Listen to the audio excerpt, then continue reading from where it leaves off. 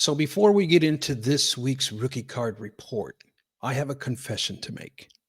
It's what some would consider the ultimate sin a hobby content creator can make. I have accepted a sponsorship. Now, before you stone me, you got to hear me out all the way. That and much, much more on today's episode. You ready? Then let's do it.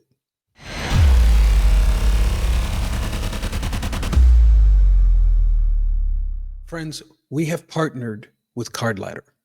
It will include a monthly nominal offering, and it will also include an affiliate link. Now, the first thing I want to give you is the why. The why is very, very important to me because I don't want to partner with just anybody. To me, that is very, very important to me. But it's when you hear me out, it's going to make more sense to you. And one of the main reasons why I said yes to this is because they believe in my work. And it's not just one of Card Ladder's team. It's not just Chris Hoge. It's the entire team. It's Christina, Chris Hoge, Josh, all of them have a sincere appreciation for the work that I have done with the rookie card. I recall not but 2 years ago, and I really didn't know Chris Hoge all that well. We really hadn't met. I knew of him, but I didn't know him, if you get my drift. But I recall a couple of years ago listening to him on different podcasts, and he was kind of like making his rounds on various podcast channels, and there was this one moment where the person that was hosting the podcast says, "Hey, Chris, before we leave, is there anything you want to share?" Or this, that, and the other, as most podcasters do. They kind of give the floor to the last word to the guest. But I recall Chris saying, yes, I want to bring attention to a person named Victor, and he has this YouTube channel. And I want to say that I think his work, we should start listening to what this guy has to say. And if you can imagine me coming home, I was driving home from work, and I was listening to this podcast because I have typically like an hour commute home, and hearing this on a podcast that just out of the blue, I didn't know that they were going to say that. Nobody gave me a heads up. Nobody tagged me. It was just this. I just listened to a 45-minute podcast and catch Chris Hoge saying this at the end. My mouth just dropped, and that wasn't the only time that he said that. And I kept that inside. I didn't tell anybody about it. I didn't reach out to Chris at that time. But the next thing I know, over the course of weeks and months, he continued to do that. He continued to say, hey, shout out to Victor. This is a guy, I respect his work, and this is somebody I think we need to be listening to. And that just brought it humbled me, and it was one of them things, man. I said, I got to reach out to Chris, bring him on the show. We got to have a talk. And that's how the relationship started, and getting to know Chris the way I have, just a great human being. And Christina, I love them to death, man. I really do. And it's one of them. And that's what started kind of a relationship. And I think that's the dynamic of all of this. Is the relationship that we have had over the course of a couple of years has been great. They have been a blessing to me over and over and over again. And it is humbling to have this level of support from a company of this caliber. So what does this all mean? And that's a very good question. And it's one of the primary questions that I ask them, because this is all very new to me. I have never had a sponsor in any way, shape, or form. So I'm learning. And I pose the question, okay, what are your expectations of me? What do you need? How can I help you? And it was like, what are you talking about? Was the response. And it was like, no, you just keep doing what you've been doing. We're here to support your work. We don't need anything back from you. And I'm like, what, are you kidding me? And what this level of support does is allows me the time and resources to create more content, better content for this community. See, what a lot of you don't know is that I started this journey with the rookie card 10 years ago. It was in 2015 when I started digging my nose into research and really trying to understand the rookie card. Uh, and that led to a website, truerookiecards.com, that is still available today. But on there, I started writing articles on what my findings were, and trying to um, carve out this system that I've developed. And that's where it all started. That was the platform that I used, was my website and articles. And then in 2020, it morphed into a YouTube channel. And then in 2024, it warped into a book. And here we are today. And it's one of those things that in the course of the last 10 years, if you were to add up the amount of hours that were involved, we're talking pennies on the dollar. But I didn't even make pennies on the dollar. I made zero. This is the first time in the history of the 10 years of work that I have accepted a sponsorship. And I want to reassure you that this sponsorship does not buy my opinions. Okay. I will continue to give my honest takes on the rookie card. I will continue to give my honest takes on Card Ladder. If they do something stupid and they fall off the rails, I have a duty to call it as I see it, and I will. And I want to reassure my audience of that. Also, I want to be honest with you and say that I do have an agenda. I've said it before, and it's probably worth repeating here. My agenda is rookie card education. My passion and my goal is to filter through the fluff, to bring lines of clarity between what is and what isn't a rookie card. And this support that Card Ladder is doing is going to help us. It's going to help support that research, that data. As I dig into data and dig into history, I'm going to be able to do this bigger and better than before. And lastly, I want to give you a voice in the matter. How do you feel about this? Let's talk about it. Drop a comment down below. Tell me, hey, Victor, good for you. Congratulations. Hey, Victor, this is what my concern is. Just be careful with this or that, or you sell out, you dirty, rotten, no good. I'm in the mental mind frame to deal with this up front. So let's talk about it. Give me your take on it. Give me your opinion, and we can move on to bigger and better things. So moving on, before we get into the weekly rookie card report, just in case you've noticed, I am not wearing glasses. It's I have this thing going on with my eyes right now, that when I am in front of a screen, I cannot see. I am under doctor's care right now to alleviate the problem. But for now, when I'm in front of the computer, I am not wearing glasses. So with all that said, weekly rookie card report now. Okay, friends, so I'm excited to get this one kicked off today. I'm going to include a new segment called a Weekly Hobby Word. And for this week, we're going to look at the word frothy. It's been a word that I have been hearing in many hobby circles, did not know what it means. So I looked it up in the dictionary. My friends, stay away from this word in the dictionary. Do yourself a favor. But I went to Urban Dictionary to find out what this means. And it basically summed it up this way. And we're talking within the theme of the hobby, right? But it says here, frothy is a term to describe an economic climate that is approaching a bubble. A frothy market has an excess of optimism and investment speculation, which drives up the value of seemingly valueless companies and investments like real estate. It is said that the climate was frothy before the burst of the so-called dot-com bubble and subsequent recession. So this word has been being kicked around within the hobby circles, so I wanted to share this with you. Moving on, we're going to be looking at the rookie card market pulse, proudly sponsored by Card Ladder.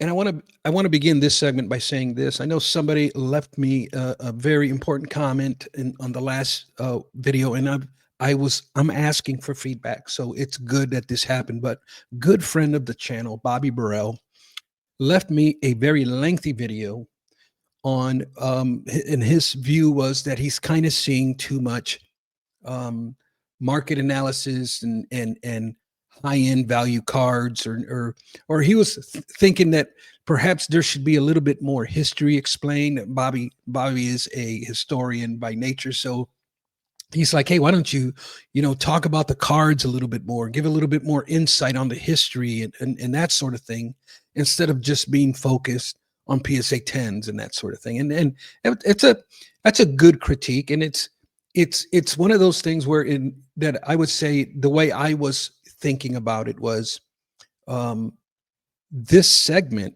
is called Rookie Card Market Pulse. This segment specifically deals with values. And so for that type of thing that was being requested by Bobby, I put under the segment called Rookie Spotlight. And not every single card needs explanation, but it's one of them things under the Rookie Spotlight that I would be showcasing either a scarce card or a rare card. And in those segments there, I think it's warranted that we dig into the history, kind of give what's so interesting about this card, so on and so forth. So um, valid point by Bobby. Thank you for that feedback. But it's one of them things, for the rookie card market pulse. It's an important segment of what I'm doing, but it also, um, it's what this segment is specifically designed to do, along with many other segments that I have. So let's start off, and I wanted to showcase this uh, 2018 Topps Chrome Sapphire Edition, card number 700, which is the rookie card of Shohei Ohtani. Now, fabulous card, fabulous grade. Okay, goes for big bucks. Needless to say, right? But here's some things a couple of things that I want us to understand with this. Okay, it recently sold this week, for almost, let's just call it $6,500. And here's the thing about this card. Okay, this is a base card, and a lot of times I get so sick and tired of hearing people downplay the importance of base cards. And I think, and I'm probably going to do an entire video on this, but it's a term that really gets under my skin so bad. But what I want to bring emphasis on is that this, my friends, is a base rookie card that sells frequently, and it's a base card that is currently worth $6,500. So how can base cards? I think people who say that, they're showing their ignorance, because they don't know, or they have this mindset that's created by a flipper or investor mentality, and it's not factual.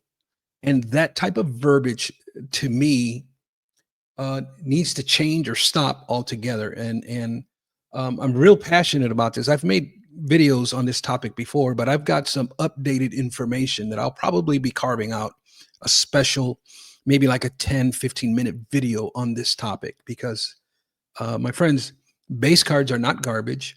Base cards do have a purpose.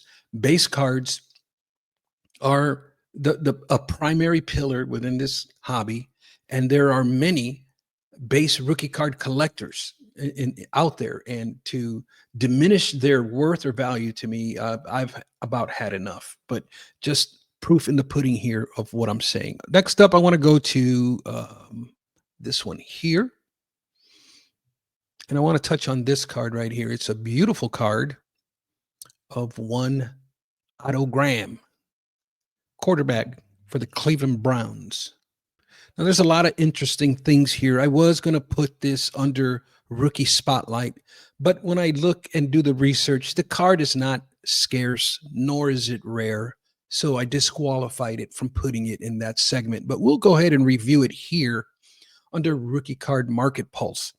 And so Otto Graham here, this is considered his rookie card, but this is the type of stuff that maybe Bobby Burrell was referring to here. But I do want to say a few things about this card, and a few things about Otto Graham. Otto Graham played for the Cleveland Browns between 1946 and 49, but the Cleveland Browns, they were in the AAFC division. It wasn't a part of the NFL yet.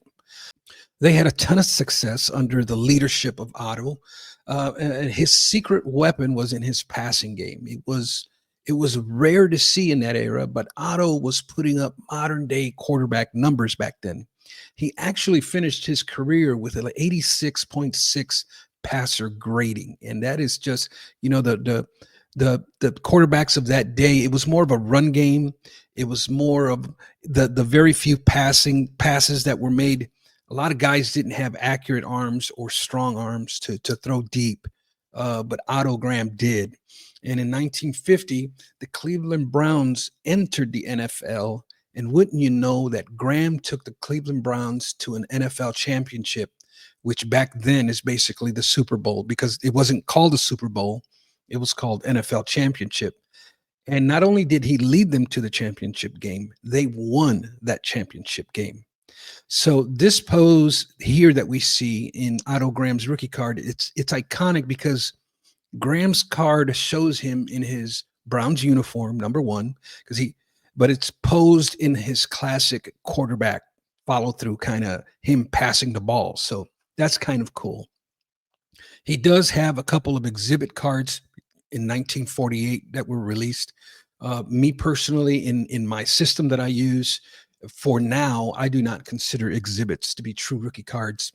The first mainstream release was 1950 Bowman. Not only was that important, it was the first year that Bowman was released, a football product. And so we have here, it's the first time the Browns were in the NFL, and they won.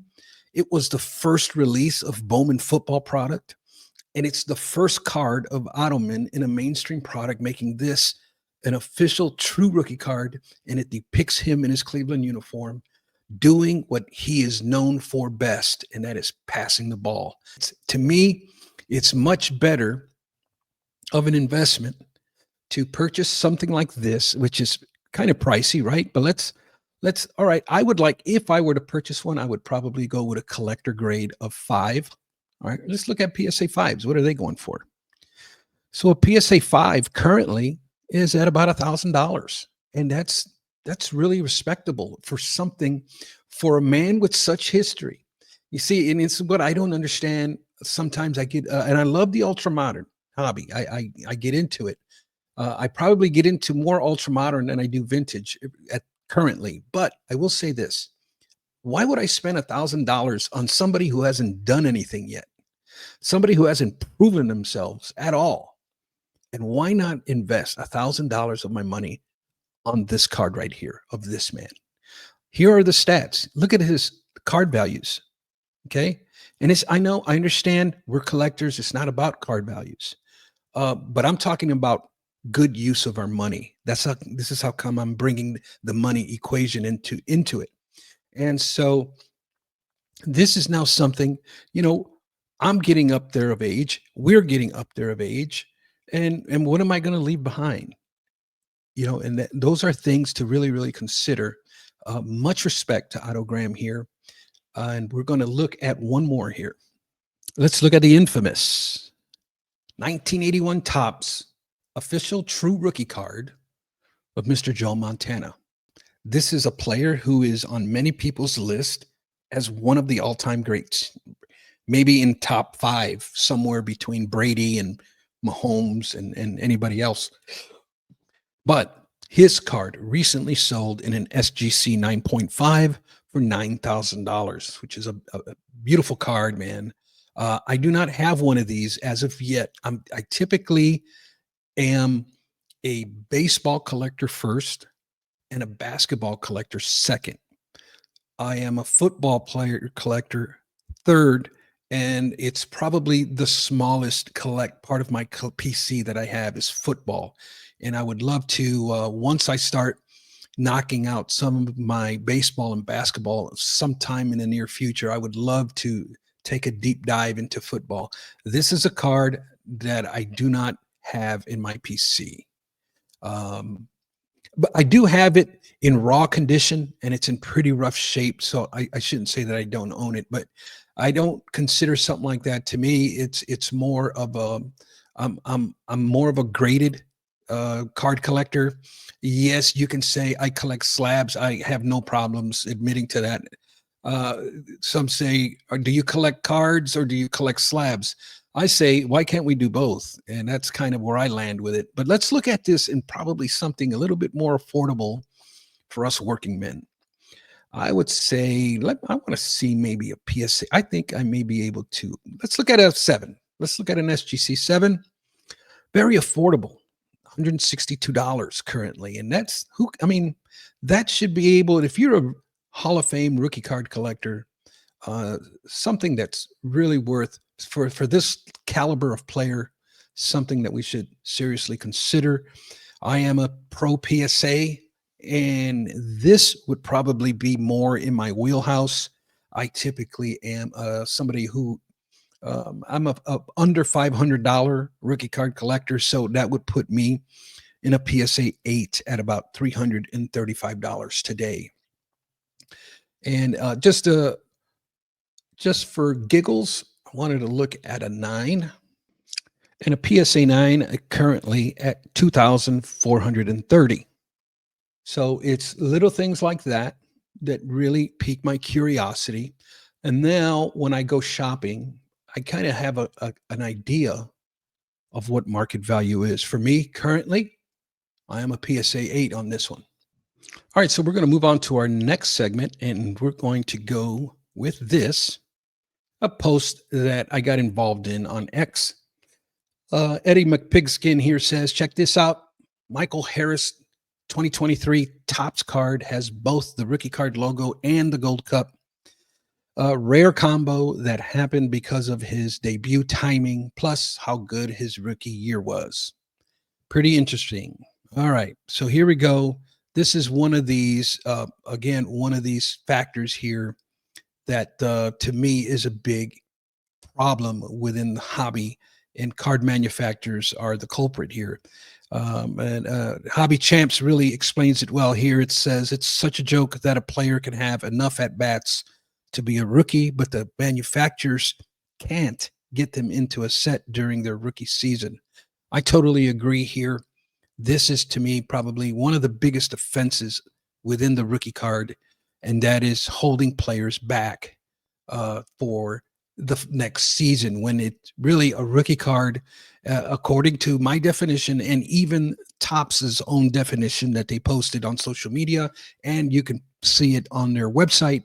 And that is that a rookie card is when a player first debuts into the major leagues. Now, uh, they're holding these players that debut in the major leagues. They have enough at bats to qualify as a rookie that year. They've played in enough games to qualify also as a rookie. And in the case of Michael Harris, ended up winning National League Rookie of the Year. But yet, there was no true rookie cards made of him until the following season. And this, to me, Topps has to stop. And I ended up replying to this. I can't find my reply now, but I basically says, yes, this is a problem. And we can also, they did it to, what's that guy from Houston? Jordan Alvarez. They did it with Ellie Cruz. They've done it with so many players. This year, they did it with Roman Anthony. These are players that they could have put. Yes, it was past the due date, but there's exceptions that are in place for this type of thing, and it's within their contracts. All they have to do is petition the Players Association to make an exception for this player, and they are given the green light to go ahead and produce rookie cards, which then they can include in Topps update, or if they want to include them in whatever product they have remaining in the year.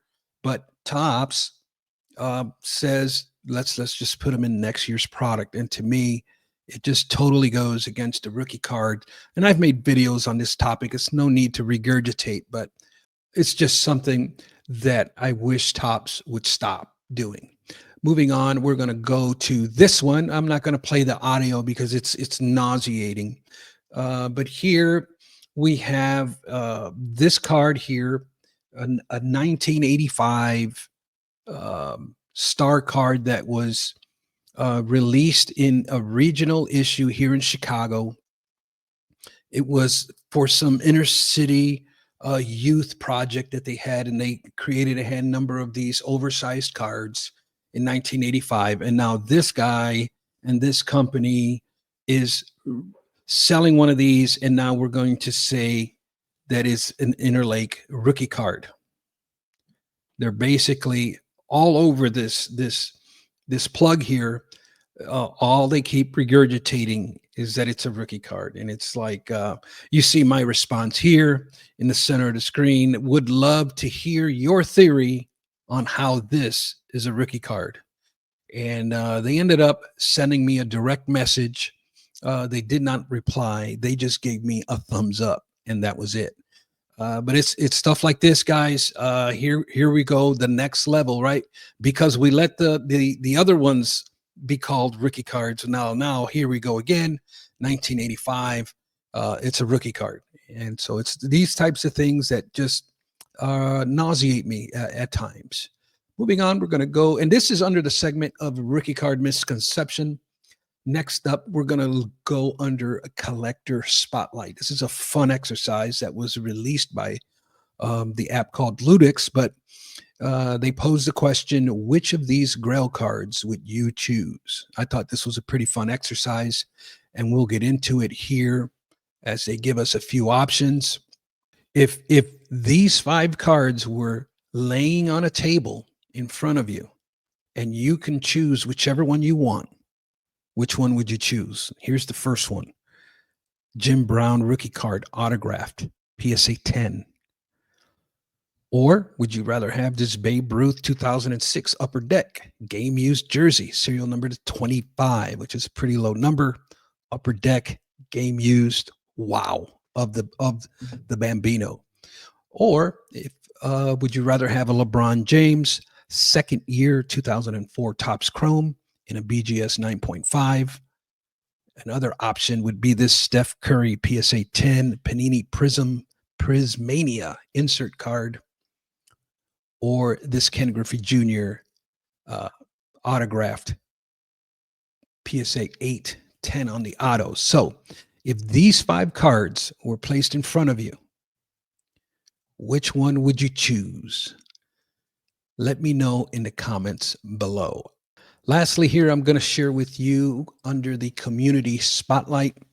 I want to share and bring attention to a channel that means the world to me, and that is Nate over at Topps 85401.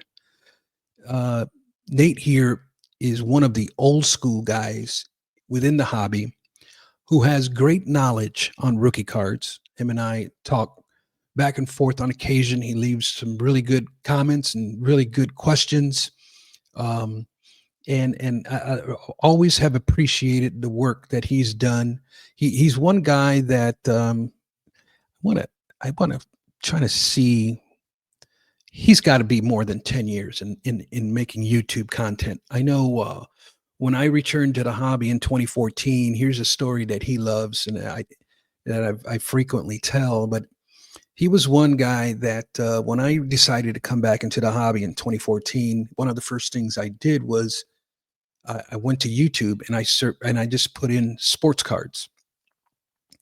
And the first channel that YouTube offered me was Topps 85401. And in doing so, I ended up watching a video that him and his friend made about 1980s rookie cards. And it was so informative, and it really ignited my fire and passion to get back into the hobby. And because of that, man, I haven't looked back, and I really appreciated that video. Always appreciated Nate for that video and how he brought me back into the fold. And just a great channel, great friend of the channel.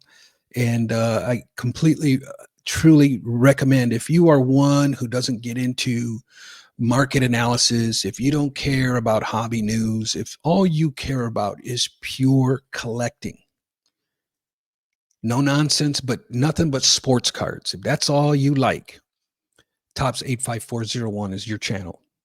He's a rookie card collector. He has one of the biggest Barry Bonds collections in existence. You have got to check out this man's work.